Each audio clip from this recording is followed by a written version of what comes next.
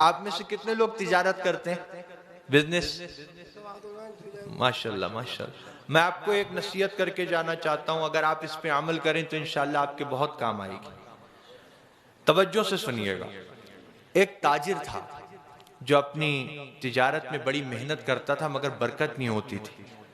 تو ایک دن اسے پتا چلا کہ ایک بزرگ ہیں جو ہر وقت اللہ اللہ کرتے رہتے ہیں، آنکھیں بند رہتی ہیں، سر جھکا رہتا ہے۔ تم ان کے پاس جاؤ، ان سے دعا کے لیے کہو مجھے اللہ کی رحمت سے امید ہے تمہارے لیے وہ دعا کریں گے تو تمہاری تجارت میں برکت ہو جائے گی۔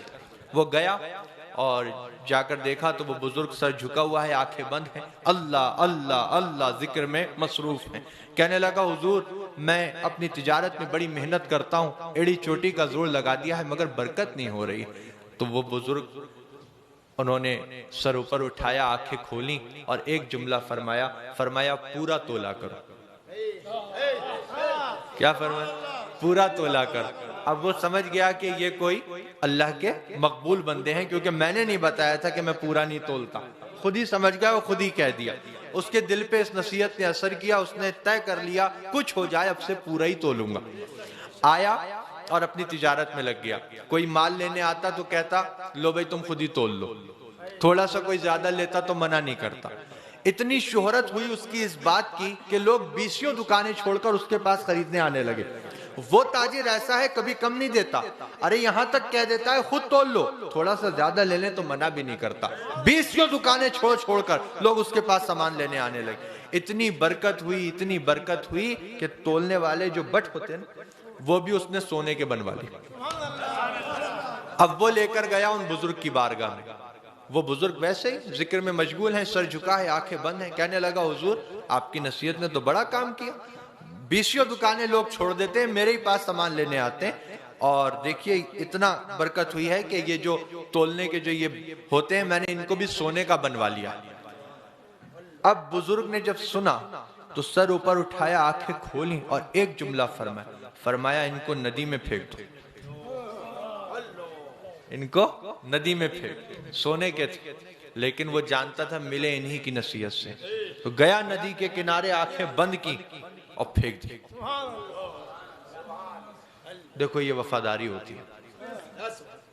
اب وہ گیا پھر اپنے کام پر لگ گیا۔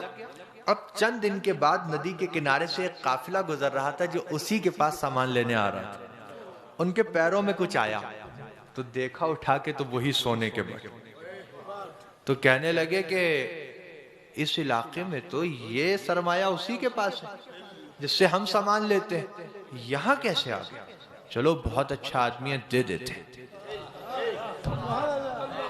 دیکھو وہ لے کر گئے اس کے پاس، اس نے دیکھا، کہا یہ تمہارے ہیں؟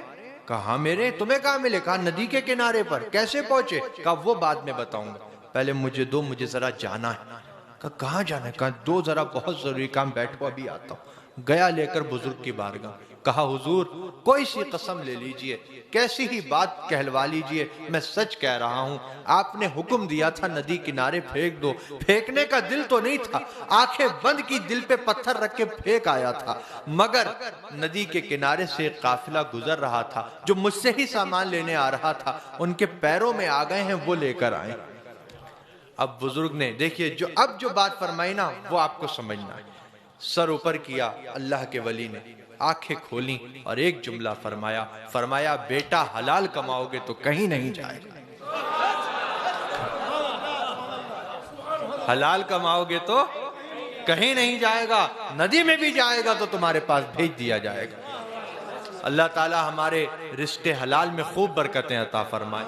اور میری یہی نصیحت ہے اصلاح معاشرہ کانفرنس میں کہ 2 لقمے زیادہ کرنے کے لیے اپنی